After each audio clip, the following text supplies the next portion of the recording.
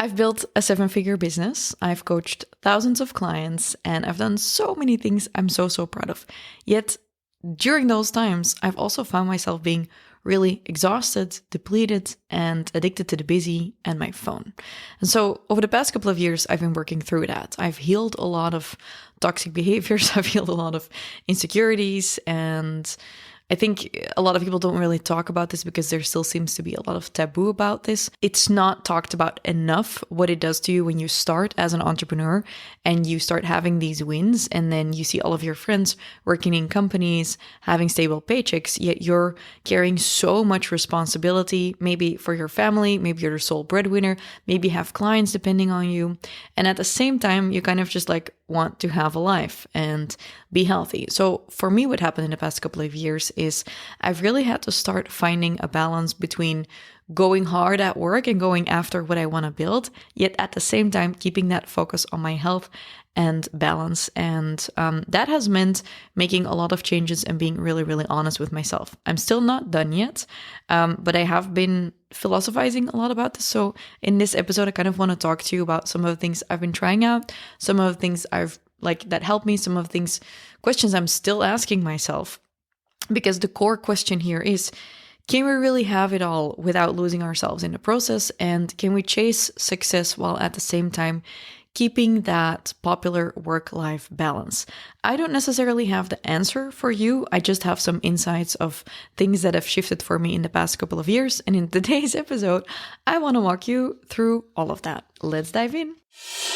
Hello, and welcome to Fail to Win, a show where we love to make mistakes and learn from them so you can turn your passion into profits and live life on your own terms. I'm Amy van der Putten from FastForwardAmy, your host and coach, and I'll bring you a new episode with simple strategies every Tuesday. I think the first important thing is that we talk about dopamine and how that works, because it took me a long time to get that some of the problems I have been experiencing, and these are the ones that have continued on the longest, like cortisol spikes and always being on the go. Those are things I've already started doing a lot better, but just like the dopamine peaks and crashes you get from being a high performer and doing these really crazy launches or live events and then having a crash and then, or getting dopamine hits from your phone and always scrolling in between doing things. Or for some people, this might be checking your email while you're on the toilet, in between meetings. All of that is not really normal. And if we want to dive into that, we need to look at how does dopamine actually work? And might dopamine be the reason why it's so difficult for all of us to disconnect? So if we are going to look at what is dopamine. So dopamine is a chemical in your brain, which basically motivates you to seek rewards. So your brain is like, hey, this feels good. Can we do more of this?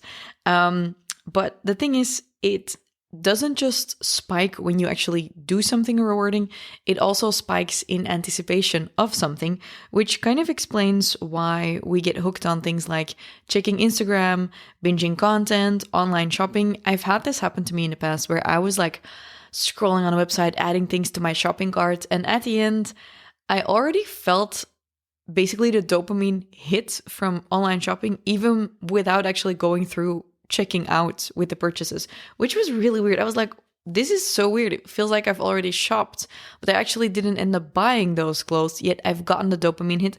So I think that has something to do with that. But the problem is that over time, our brain starts craving it more and more. So this is why we often end up feeling really scattered if we are addicted to our phone, stuff like that. This is something I've been managing for myself. And this is also why, and this is something not a lot of entrepreneurs know, but this is going to help you when you realize it. After you have a really big event or a really big launch where you got a lot of sales in and a lot of sales notifications, after that ends, I've had this happen so many times where the day after my launch, I was like, well, I should be super happy, but here I am really sad, very depleted, feeling low, and I just couldn't understand why that happened. And that's because you are having a dopamine crash. So what happens during a launch is you're constantly anticipating the rewards, you're anticipating the signups, the sales, the results, and then that anticipation, let me check my pages here. Wait. Give me a second. Here. Yeah, don't think I was able to remember all of those explanations. I probably could, but when I'm talking about something like that's not my field of expertise, I do like to do my research and to have it printed out, which is why you hear the pieces of paper. So that all of that anticipation drives your dopamine levels way up. You're really focused, really sharp. But once the stimulation stops, the dopamine drops, and that's when you start feeling really unmotivated and maybe even just like really, really sad. So what has helped me in the past to manage this is actually normalize that happening. I don't think we can avoid all of this, and we actually might need the really intense peaks and stuff, but just like planning for recovery, I now plan in a massage on my day off after a big event, for example, or I just anticipate the fact that I will get that crash, and then I just try to not judge myself, because I used to feel really, really judgy towards myself about the fact that I wasn't feeling good. And then I talked to my coach about it. She was like, what if we can just like normalize this for you and you don't judge yourself, but after a really wild week or an event or a launch or whatever, you're just going to normalize for yourself that this happens, and they're going to plan accordingly. So that has actually really helped me, because it used to be like after a launch, I'd be lying on the couch feeling really depleted and then be like scrolling, because it's like you're anticipating more sales or something, and then they're actually not coming. So I know for a lot of entrepreneurs, this is actually something that helps, just to realize what is happening to your brain, in my amateur explanation. Cool. We know all of this. Let me check, actually, am I wearing my watch? Yes, I have a coaching call in about 20 minutes. So if you followed me online and you've been listening to my podcast, you probably have seen that over the past couple of months and years, I've been sharing more about getting my health back on track, my finances, my business, falling in love with my business again. And I'm really happy with where things are right now. I have people signing up for all kinds of coaching programs. I'm selling low ticket, high ticket. My brand is booming. I'm happy with my team. I almost get tears in my eyes when I say all of this. I worked so incredibly hard on all of this, and I'm so grateful everything is going so well. And that is why it was so surprising that a couple of weeks ago, I kind of felt myself slipping. And I just come back from a retreat with my clients. I was actually still in Spain, and I felt myself getting, this was before and after the retreat, I felt myself slipping in like mindless scrolling. I felt myself getting insecure at night. And I had these chats with my boyfriend about it, and I was like, this is so weird, because objectively, everything is going really well. Sure, there are things going on. I think none of us always show all of our behind the scenes. I have shit going on behind the scenes that I don't even share on here, that you'll just never see. Some things in my personal life happened in the past couple of months that have been difficult and emotional for me. But, as you get more and more mature, I think we'll learn how to handle these things. So I was like, objectively, yes, those things are making me feel a little bit wobbly, but it's so weird that I'm now managing this by scrolling more and being on Instagram more. And I felt myself getting jealous. I hadn't gotten jealous in a long time. The later it got in the day, the more insecure I was getting, and seeing other people do stuff or not inviting me to stuff online was starting to make me feel really bad. So I noticed that Instagram was making me feel really bad, which is difficult because I use it so much for my work and I actually like creating content for it, but I didn't like being there anymore. And then I also started realizing like, okay, when do I open Instagram all of the time? And I felt it when, in between hard things was like, I just did a hard call, or I did something hard for my task list. It's a reward. Let me open Instagram. Or I got bored, sitting at a table with a couple of people and I'd open Instagram. It's just like so weird. So I'm like, okay, I have to kind of like break this cycle. And I just got really strict with myself. I had a conversation about it with my boyfriend, and I was like, I'm going to go back to, implementing these apps on it that block it. But it's mostly also just like my phone hygiene. I need to realize that my business is not getting run on Instagram. And obviously I know all of this and I don't need any advice from this podcast. I'm actually hoping to inspire you to be really honest with yourself.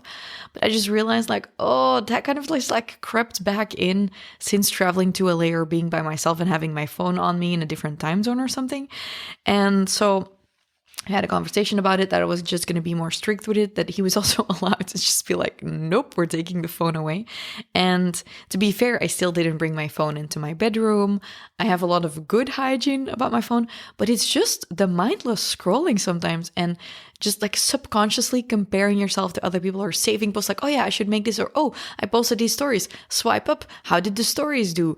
Ooh, the post did well. Check insights. Just like always the checking those stats and things, it was just happening too much. I was like, whoops, need to break this cycle. So I did that, and that helps. A couple of other things I've been doing, maybe some tools that can be useful to you. So the intentional time offline, not only, and I already had this actually, I was just bypassing it a lot. And because of the time zone in LA, it got reset. So I have this Opal on my phone, which is an app that blocks everything until 8:45 in the morning, and it starts at 8 at night. But I kept just like unblocking it. So I've made it more difficult, but I also very much just like checked in with myself, like, this is self-destructive behavior. Stop doing this. So I just got really, really honest with myself that it is a choice I have, and I can lean into it or I can lean out of it. I've made my morning routines and evening rituals better. The book, The Miracle Morning by Hal Elrod, really helped me to wake up in a better way and actually wake up when my alarm clock goes off. I've started meditating at night before I go to sleep. Holy moly, I've meditated, but I never did it before going to sleep because I always read before going to sleep. Now I spend less time reading, which is sad, obviously. All of my vampire books are waiting for me. Yeah, my reading time has gone down, but it has added like an hour to my sleep because I meditate and then I'm just like gonzo. So that's been really great. One of the first times I did that, by the way, meditating before I actually went to sleep. The morning after, my Oura ring was like, wow, you slept so well. Did you do anything different? And that was such an amazing positive feedback loop. I was like, I'll show you again that I can do it. It's so ridiculous, but I'm like, I need the feedback loop. I need a very clear feedback loop.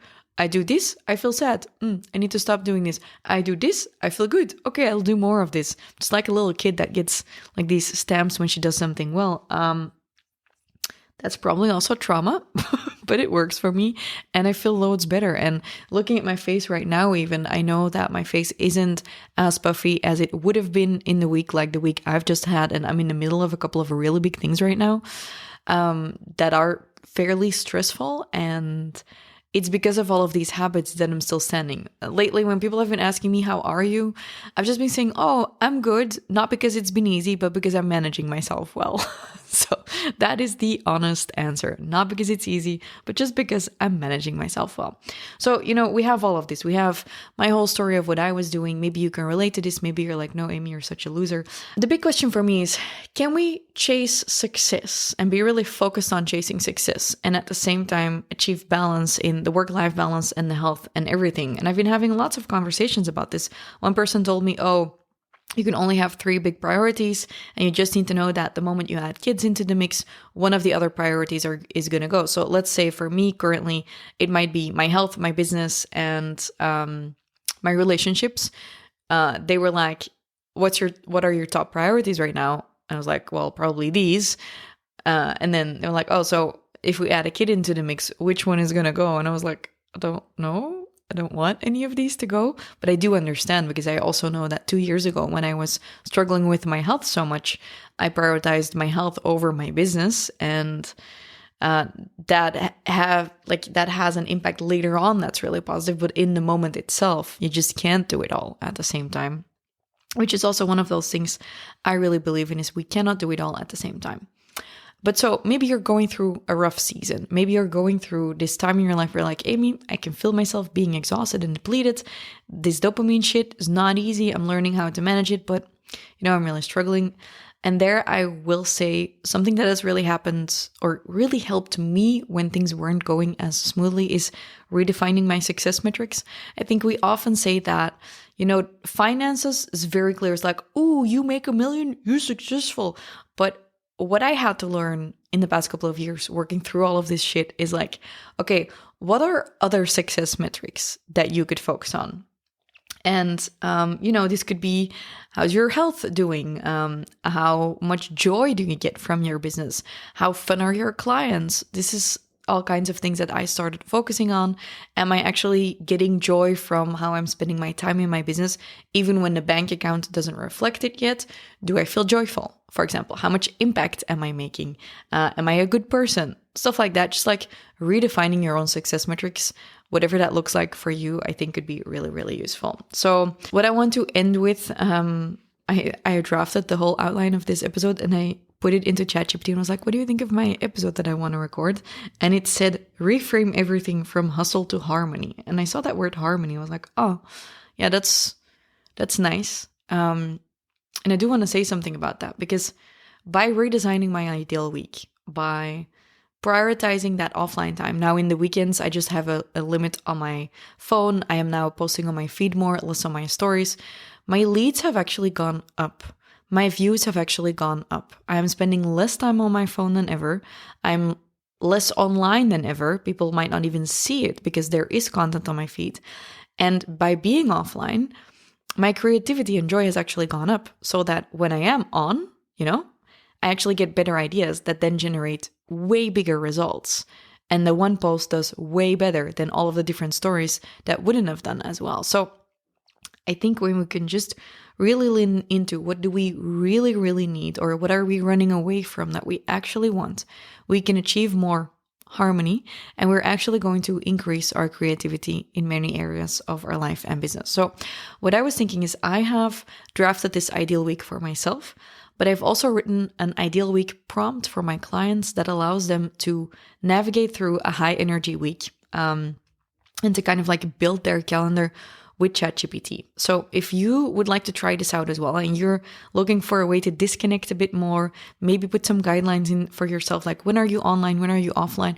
I'd love to gift not just my templates for my ideal week to you, but also the prompt I've created that you can input in ChatGPT, and that can help you design a week that gives you energy instead of detracts from it. So all you need to do is go to the link in the description of the episode, or DM me the word ideal week, all one word, and I'll send you not just a template, but also the prompts that helps you craft the most productive, high energy week, whilst also allowing space for you to disconnect and be offline, and without having a negative impact on your business. So if you want that, just DM me ideal week, all one word. And then just before we finish here, basically checking the time, still good. I want to say, if you're currently feeling really depleted and like there's something wrong with you, there's nothing wrong with you. We were just never built or born to function in a world where we have to be so online. But the good news is we don't have to be so online. This is a choice we get to make. We get to disconnect more. We might just not know how to. So I hope this episode has given you a couple of reasons why maybe you need to disconnect more, and maybe a couple of tools as to how to, let your body be more at rest while disconnecting. So you're not broken. Nothing is wrong with you. You just need to kind of just like recharge, and now might be the perfect time to start doing that. So hope you enjoyed this episode. Feels kind of vulnerable to me, so feel free to reach out if you did like it, and see you in next week's episode. Bye.